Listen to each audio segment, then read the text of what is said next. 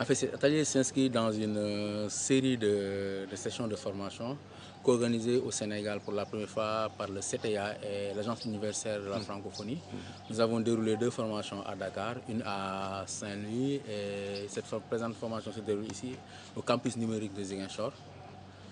Et la pertinence de cette formation, pour répondre à votre question, c'est qu'il s'agit de renforcer les capacités des acteurs du développement local qui travaillent essentiellement pour la plus grande partie dans le domaine agricole, en les dotant de moyens et de connaissances qui pourront leur permettre d'utiliser des outils collaboratifs pour pouvoir, en tout cas, travailler de manière plus simple.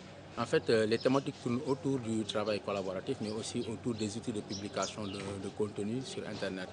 Donc on a commencé d'abord le premier jour à faire une revue des principes et des concepts qui tournent autour du Web 2.0.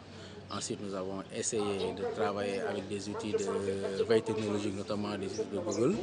Et depuis hier et aujourd'hui, nous travaillons sur la cartographie participative, notamment Google Maps, qui permet de générer des données qui sont géolocalisées. Et nous essayons aussi de donner aux participants la possibilité de travailler à distance et surtout de faire beaucoup de gestion de connaissances en travaillant sur des fichiers Word qu'ils échangent, c'est-à-dire toute la suite de Google Doc ou Google Drive. Disons que l'un des objectifs que nous poursuivons en formant plus d'une vingtaine de personnes ici, c'est que ces formations puissent être démultipliées à la base. Nous savons que ce sont des acteurs qui travaillent avec les populations locales. Donc rien n'empêche ces participants, au retour dans leur institution, de faire bénéficier leurs collègues, mais surtout aussi les acteurs locaux, les populations locales, sur l'avantage de ces outils dans les processus en fait, de démocratisation de l'information.